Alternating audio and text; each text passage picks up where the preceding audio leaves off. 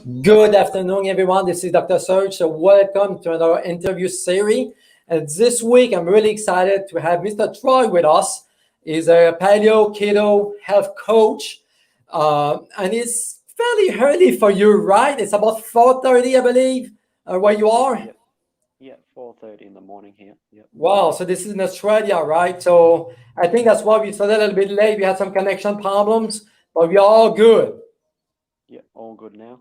Awesome. So, I've been talking to a lot of doctors and nutrition coach, nutritionists, dietitians, and, functional medicine doctors. And all of them have one thing in common. They all have this passion to help others because of their own journey to get better and get answers to health problems. So, can you tell us a little bit who you are and what is your journey and why you do that today? Yeah, must say my journey started a little while ago. So I was 115 kilos. I was really overweight. Had hypercholesterol, hypercholesterol issues. I've had two mild heart attacks. So lots of heart palpitations and stuff like that. So I decided I needed to change my diet because the diet that the doctor gave me wasn't working. He they always describe the low fat diet as the way to go. Yeah. So I've did that for years. My cholesterol was still super high. I was still overweight, so I decided to give the ketogenic diet a go. So I gave that a go, and since starting that, my cholesterol's under control. I'm down to 65 kilos now, which is a perfect weight for me. And yeah, I've been super healthy ever since. So since then, since losing all the weight and getting my cholesterol under control, I went to the paleo diet because I think it's just a lot more sustainable. Once you've got your health under control with the ketogenic diet, it's just more sustainable to go to the paleo diet. Yeah. No, what a journey, what a story, actually. It's really interesting to me that you did everything that the medical community told you to do, which is the low fat, high carb diet. And you went 100-degree the other way and eat a lot of fat. And with this, you get better. Yeah, yeah, yeah. Well, I That, haven't had any heart palpitations since. I thought, yeah, like it was my own health. It was my own decision to do my own research and just go down that road. yeah. So I mean, yeah, you're right. You need to take in charge of your own life, health. I mean, that's something I see almost every day is people go see the doctor and they follow what they say, but they don't get better. And as you have experienced yourself, things get worse over time because you never feed the body the right way, which is uh, healthy fats. yeah, yeah. And that they subscribed cholesterol medication, which I didn't want to go on. So like now I don't even need the cholesterol medication. So I just think it's a lot more natural way to go.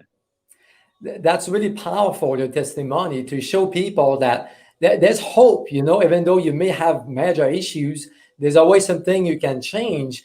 I mean, myself, I experienced heart issues. I had high blood pressures and palpitation, high cholesterol.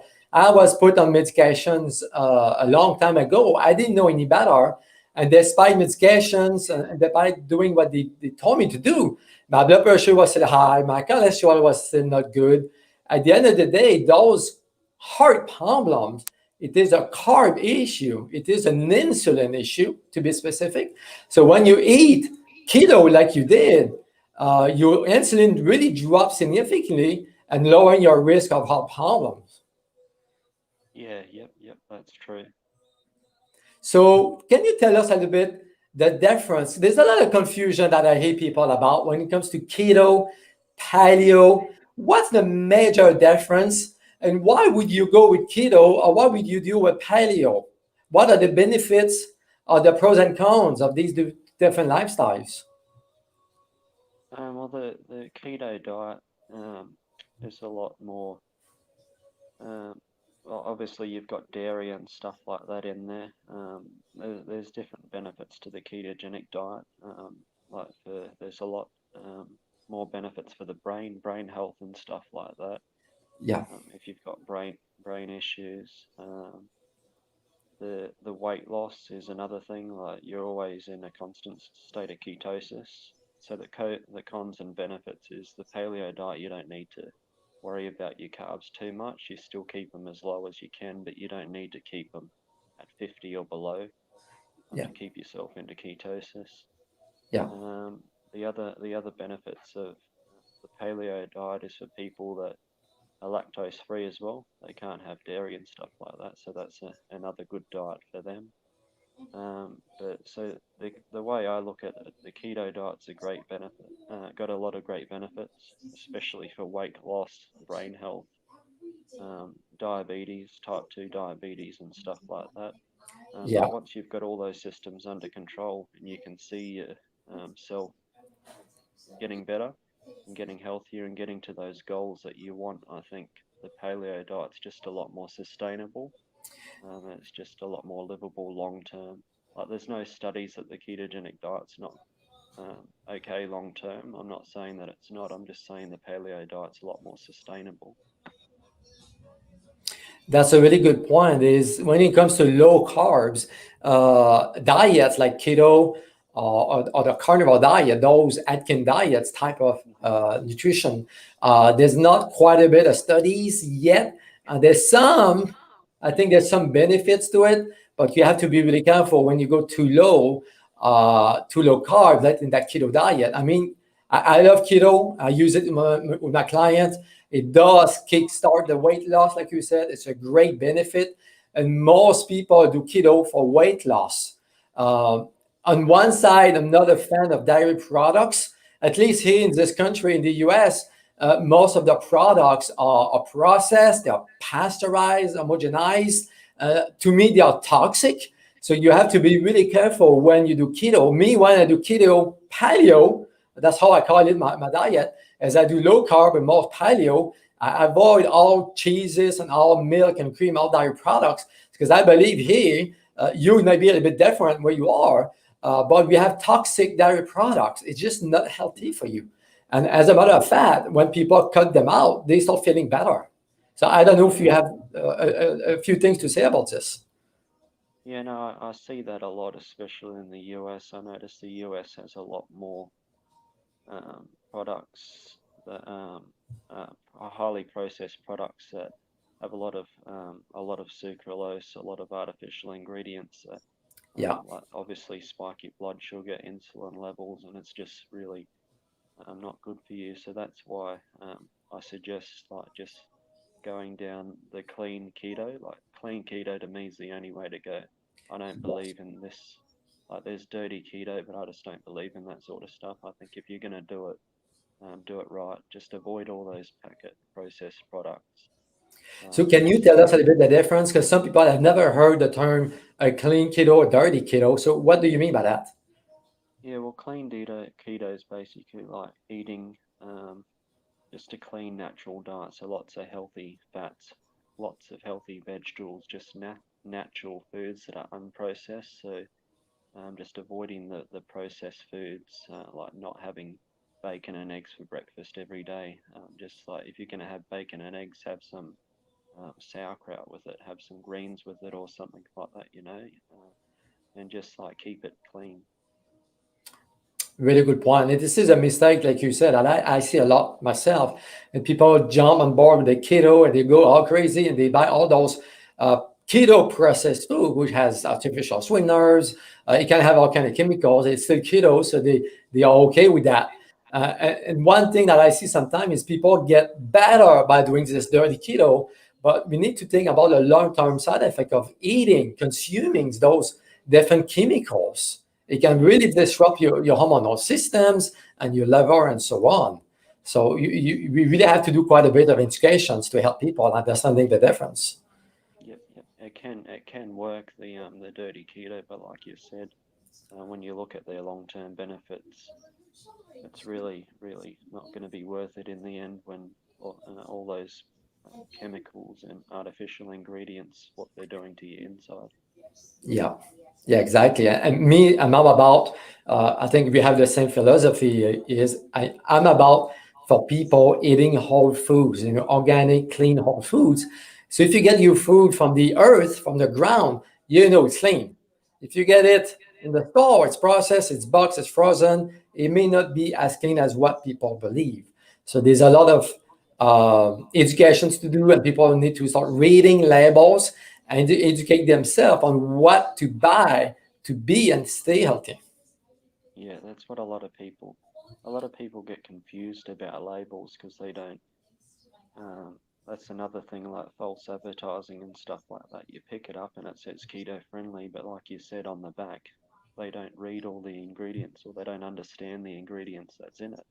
And it is confusing if you don't understand all those different ingredients because they try and hide the words and stuff as well, put the scientific words in there and just try and confuse people because they take advantage because they don't know what these ingredients are. Correct. And they are really master, actually, those big corps are really master at confusing people. Like today, a few years ago, actually, they changed the high fructose corn syrup to corn sugar. So now on label, they can say corn sugar, even though it may actually be a high fructose corn syrup, which is one of the most toxic food you could ever eat. So people get really confused over time. They have no idea what they eat, and then the body start to break down, and they have all those different health issues. It's crazy. Um, so when it comes to keto, one of the first reaction that people tell me when I say, okay, let's try keto for a few weeks, a few months to jumpstart your metabolism, so you start losing some weight and start feeling better. A lot of people though get confused and get scared. So, man, I eat to eat so much fat. I'm gonna have a heart attack if I do that. So how do you answer to those people who are still confused about fats? Well, one, I always tell them just out of a duty of care, just to go check with your doctor, just to make sure like it's good for you. Like I'm not a doctor. I don't claim to be a doctor. I try to steer them towards the low carb doctors if I can. But just explain to them that there's a difference between eating good fat and eating bad fat. Obviously, if you're going to be eating a whole lot of bacon grease and no other healthy fat, it's not going to be good for you. You know what I mean? But if you're eating good quality grass-fed, pasture-raised animals, good fats like avocados, extra virgin olive oil, things like that, they're good fats. They're going to be good for you. That's a very good point. Again, there's a lot of confusion when it comes to fat. What is good fat? What is bad fat? What you should avoid? What you should eat? It seems that every week there's different articles, different science papers coming out and saying one thing, and then the next week is the other thing. It's so confusing to people. And one of my answers to those people, I would tell them, okay, look back 50, 60, 70 years ago. What your grandparents and great-grandparents will eat. Everything was from the farm. Like you said, it was grass-fed, it was organic, it was the right way to raise the animals. Today, what I see with people is they get confused. They want to avoid meats because meat is bad for you. It has a lot of saturated fat, cholesterol, but they don't make the difference between healthy meat, like you said, animals that don't have like antibiotics and vaccines and that are grass-fed and organic, as opposed to conventional meat. I mean, those animals are sick. I mean, if you look at different movies that came out, like What the Health, they go over how the animals are treated. It's horrible. So, of course, if you eat that kind of meat, you will get sick. It's a no-brainer for me. Yeah, yeah, yeah. But that's not a reason to actually avoid 100% meat. I think it's important to have some type of good quality meat in your diet in order to reach optimum health. Mm-hmm. So when it comes to the keto diet and paleo, so I know you're a fan of both. I agree with you that paleo is more sustainable. But can you talk to us a little bit more about those ketones? The goal of the keto diet is to get your body into ketosis. So in ketosis, your body start burning fats and make ketones. And ketones are super powerful molecules to feed the brain and feed your body. It's really amazing when you're in that state, how sharper you are, how better you are. There's some companies that started to put together those ketones. They are powders most of the time. I use them myself. There's a few companies out there. But what would be the benefit of someone using those ketone powders as opposed to just doing a keto diet? Yeah, well, I use the ketones myself from one of the leading companies in the world, in the US actually. But they've come to Australia, and I use them myself. And but obviously, when you're doing the keto diet, your body's producing its own ketones. So Yeah, naturally, your body produces its own ketones. But the great thing about these therapeutic ketones is like the ones that I'm taking are all natural. Um, they've got other products that have like MCT, collagen powder in as well, but they're putting the ketones into your body, and your body's thinking that they're actual natural ketones. So yeah, the way that they've done this is I won't get all into the science side, but they've mimicked your natural ketones. So your body, when you drink these ketones, your body thinks that um, it's producing its own. So it's actually remarkable, and it does help a lot of people. Like there's a lot of people that can't do the ketogenic diet for yeah, obvious reasons, like if yeah, they're pregnant, and a few other reasons. Like there's not a whole lot of people that can't do the ketogenic diet, but those who can't, this product's great because they can still drink the ketones, still get the benefit of the ketones, still get that energy, focus, fat loss, you know what I mean? yeah, And even though they're not a weight loss product, um, a lot of people that take them have noticed that their hunger cravings are going down. So obviously, if you're not craving food, you're going to lose weight. You know, you're going to burn fat. So I think it's great for a whole range of people. And I take them myself just for I take the ketones and I take some MCT oil, collagen, for brain health and stuff like that because I'm very passionate about brain health because my grandmother passed away from vascular dementia not long ago. So that's got to do with the heart, the diet. So that's another reason why I got into the ketogenic diet. yeah. Really good points. I mean, those ketones are amazing. It really tricks your body to believe you're in that state. And when you're at that state, your body start burning fat. Like you said, they don't claim any weight loss benefit. But naturally, when you're at that state, your body start burning fat. You have more energy, you lose weight, you don't have craving anymore, you sleep better, your mood's are more stable. It's just fascinating to add to the diet. As a matter of fact, I recommend to my patients when they are addicted to energy ball or coffee and all those different drinks that stimulate your body in an artificial way. So when you take ketones, it's more natural, like you said. Your body sees that as being natural ketones and drink them, and you just start feeling better for hours, actually. So it's really, really fascinating. Yeah, that's true. And there's the people that because I'm also a qualified chef. I've been in the chef industry for the last 10 years, and I see chefs all the time drinking these Red Bulls. And I was talking to a vegan chef the other day, um, and he drinks a lot of, like every service, he drinks Red Bull, you know what I mean? He has two a day.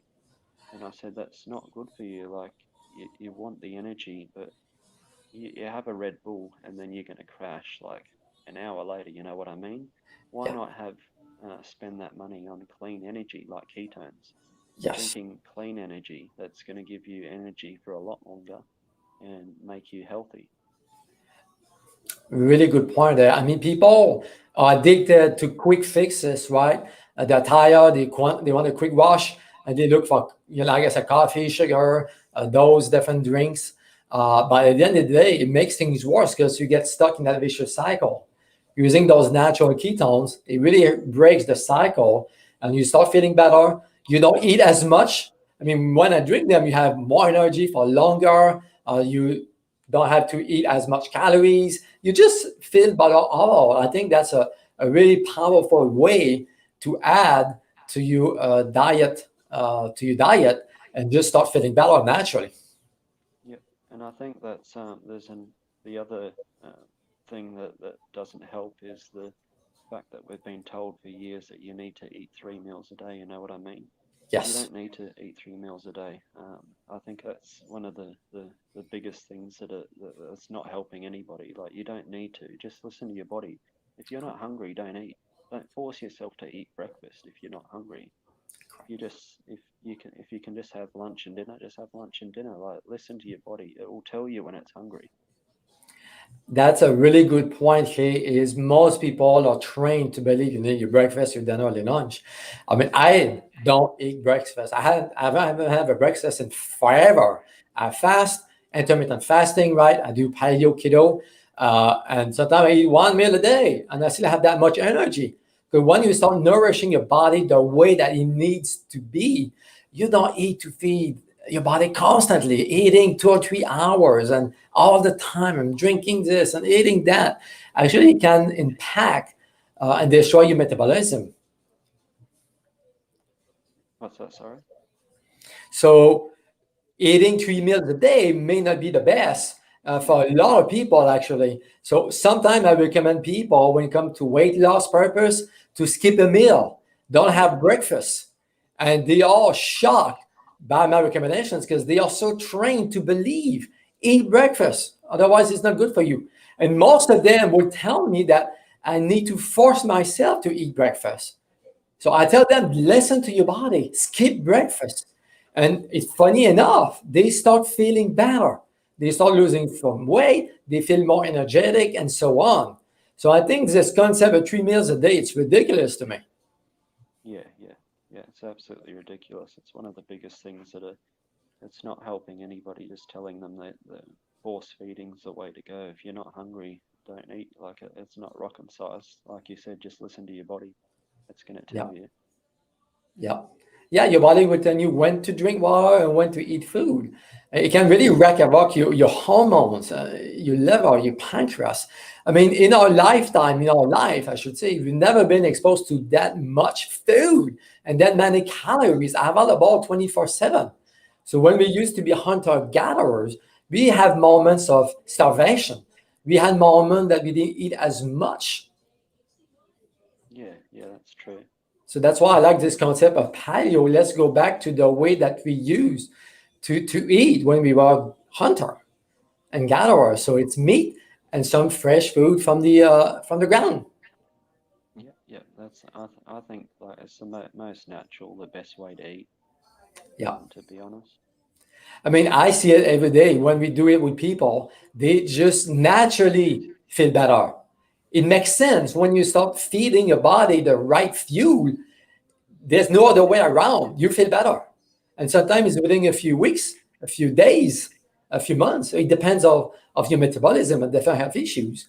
Um, but I know one of your passion is to fight the fast food industry, the advertising, 24/7 on the TV, radio. We are bombarded by false advertising to me, all those fake foods, processed food. You open the TV, that's the only thing you see. On Facebook, that's the only thing you see. There's a book that I read last year. I don't know if you know Denise Minger. She wrote a book, Death by the Food Pyramid. So she goes over the changes that have happened over the 50, 60 years. And it's crazy. As you may know, all of these changes that happen, it's political. There was no science involved. They started to recommend the American pyramid, which is totally flipped to me. It's mostly 70, 80% carbs, some meat, or sugar is okay. You can drink alcohol. So what is can you tell us a little bit about your passion, what you do to fight against false advertisement? Yeah. So I've been talking to different political parties just to see what their views are. And funnily enough, one of the major parties in Australia believes exactly that, like the false advertising. There needs to be regulation on these industries. You know what I mean? Um, Regulation on the fast food, like I'm not going to name the fast food chains, but you can guess which ones I'm talking about.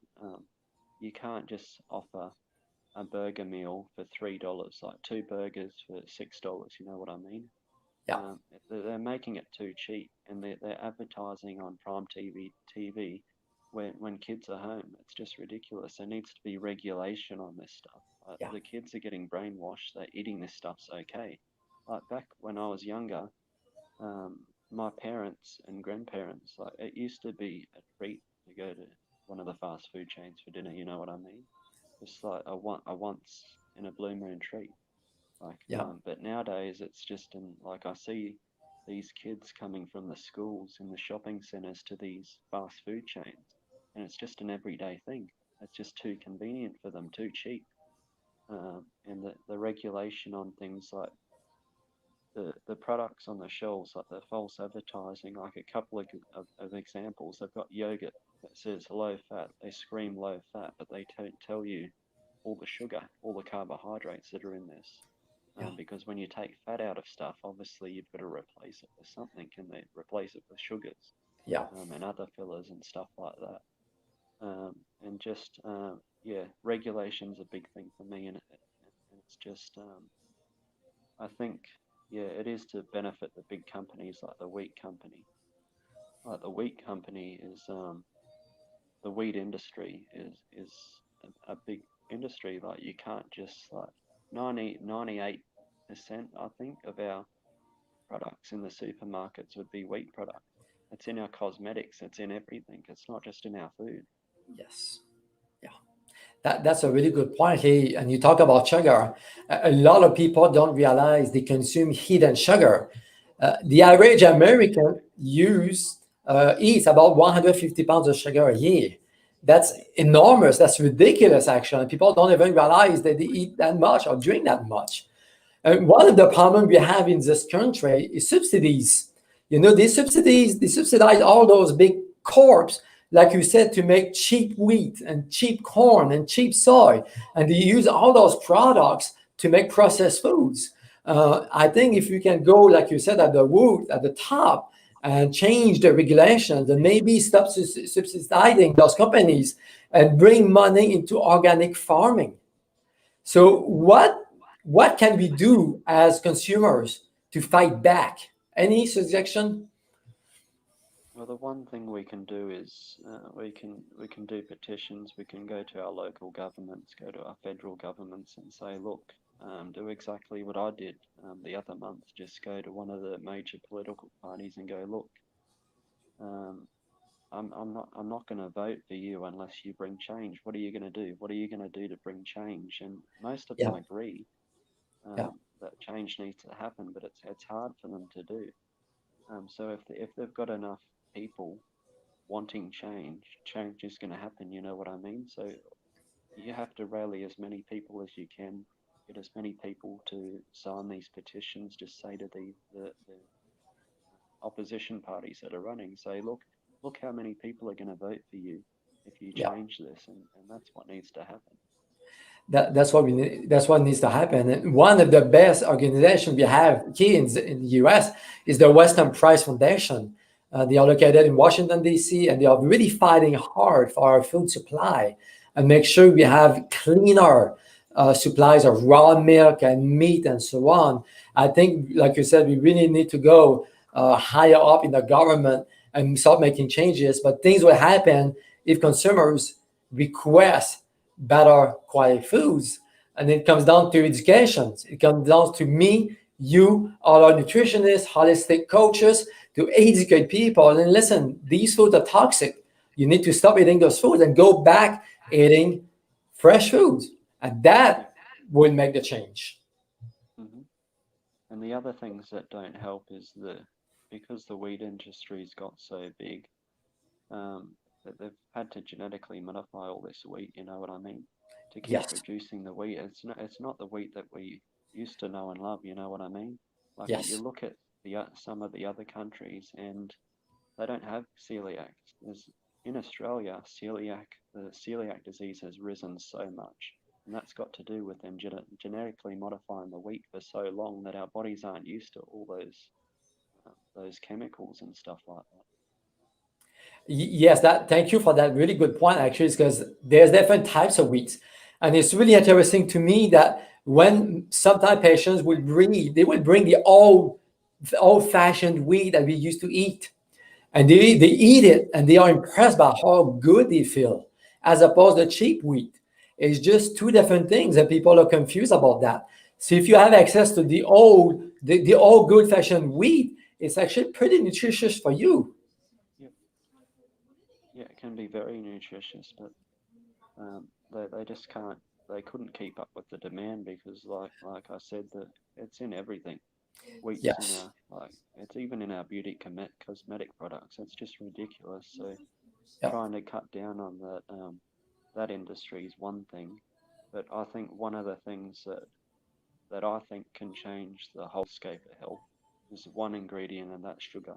I think if we put a Yes. sugar tax, like a Yes. sugar tax isn't going to solve all our problems, but I think, look, the other addictions are taxed, like every other addiction's taxed, like cigarettes, they're taxed, alcohol, that's taxed. So why not tax something that is causing filling up our hospitals? It's a leading cause of two of our biggest killers, like in Australia and in America, like heart disease and diabetes. You know what I mean?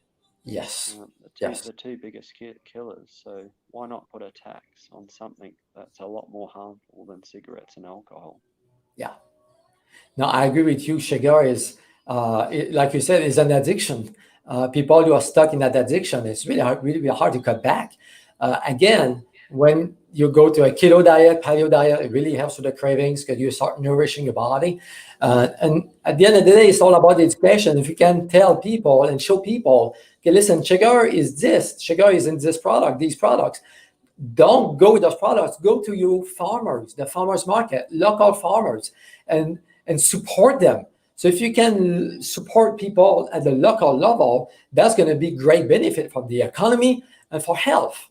Because we know that if you go to the farmers market, you know what to get. You know, you talk to the farmers, you know how you feed the animals, and you know if they use antibiotics, pesticides, and so on.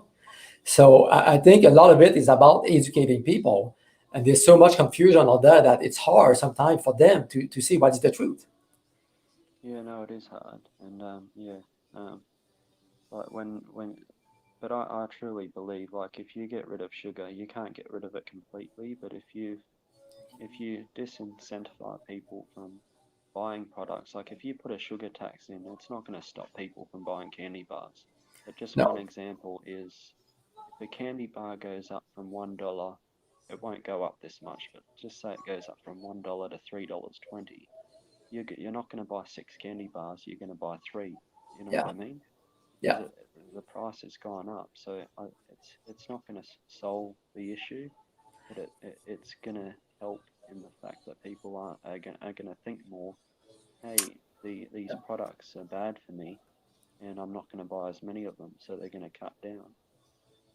So A I, good I point there. truly, Yeah. yeah, I truly believe if you get rid of sugar, uh, that will solve so many issues. I agree with you. Sugar is the enemy. Sugar is the addiction of this century and last century, actually. I mean, if you look back in the 70s and 80s, at least in the US, they started to add sugar to our food supply and wheat to our food supply, the wheat food, the cheap food. And they started to recommend low saturated fat, low cholesterol, and they started to recommend more like vegetable oils, like canola, corn. And this is when we started to see a shift in our health as a country. So we need to go back to foundation, to basic. No sugar, no cheap food, and just add good quality fats to your diet. And just that would make a big change. Yeah. And we're lucky over here that we don't have a lot of the high fructose corn syrup that you guys use in a lot of things over there. Yeah, So that's one thing, but our products do have way too much sugar in it. Even in the restaurants, like I've worked in so many restaurants, and it's just like even in the restaurants where we're making everything from scratch, like the tomato sauce, the ketchup, the barbecue sauce, they use so much sugar. Like there's tomatoes are naturally sweet. You don't need to put sugar in it. You know what I I mean? know. Yeah.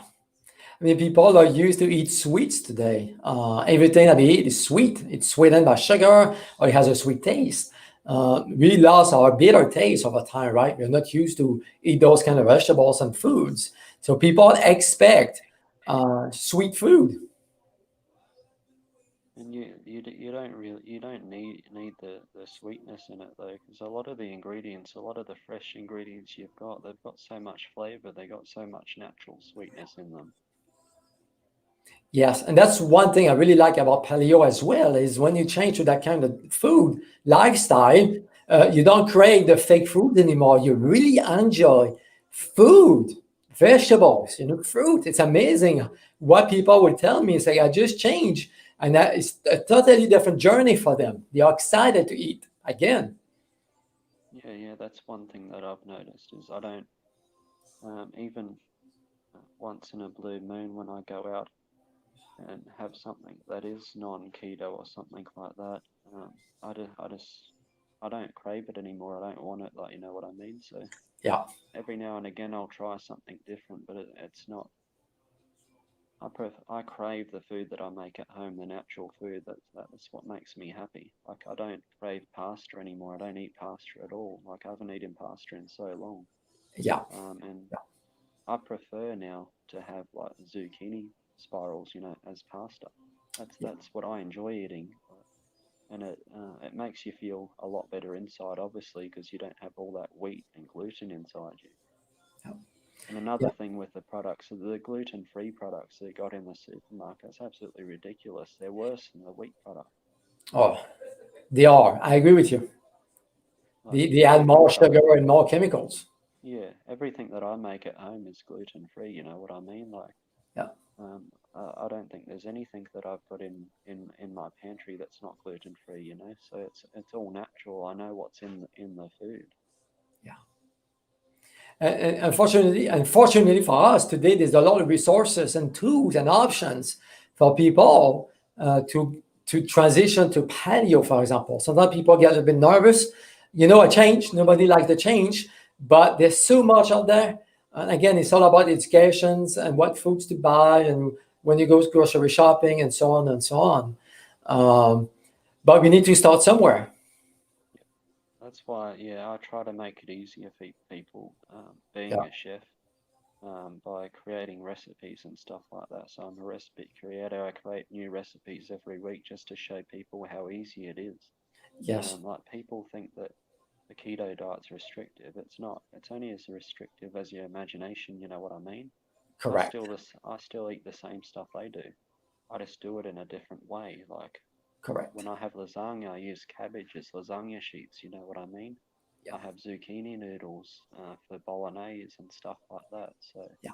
I make all my own breads. I make donuts every now and again, like paleo donuts. I make my paleo breads. But what I've noticed is I don't crave those sort of foods anymore. Like when I was really unhealthy, I used to like Krispy Kreme. I used to get that every week. It was like so addictive. You know what I mean? Yes, it Now, is. yeah, A lot of cream and sugar. now I make donuts every now and again, the keto ones. But yeah, I don't crave them all the time, and I think that I'd rather eat one of my keto ones than I would eat one of those Krispy Kreme ones. I mean, people believe when they change to keto paleo, they have to give up everything they used to eat. Like you just said, that's not the case. It just make changes in the foods, the components of the recipes that you use. You can have a lot of fun, actually. I mean, I've been doing paleo for 13 years myself, and I have a blast. I feel good. I mean, every week, every other week, whatever, we make new recipes, we try something new. It's just fun. You make it fun. And even as a chef, like so before going keto, I'd never used any of those ingredients. So that the thing there's a lot more creativity that goes into it now because I'm using all these different ingredients that I've never used before. Yes. Yeah. It's all about learning. Again, goes back to educating them, and learning different ways to make those recipes fun and good. So, on a final note, anything you want to say, add to what we talk about today? Um, I, the things that I want to iterate most is the fact that we can bring change through regulation. These products, these industries, we can bring change. It just we just need enough people to bring change. Yeah, The other things like ketones, they're a great supplement. Like uh, even for people that aren't on a ketogenic diet, they're still a great energy source. They're a great yes, supplement to have inside you. And for people that can't do the ketogenic diet, that's a good option. Like, yeah, don't let anybody tell you that it's not a good option. There's a lot of haters out there that will say, you know, all this stuff, but they don't have the knowledge that we've got. Obviously, they haven't looked at the studies, looked at the science. There's lot of doctors that are into these products and have crafted these products. So yeah, so as long as you're getting a good brand, yeah, I think it's a good way to go.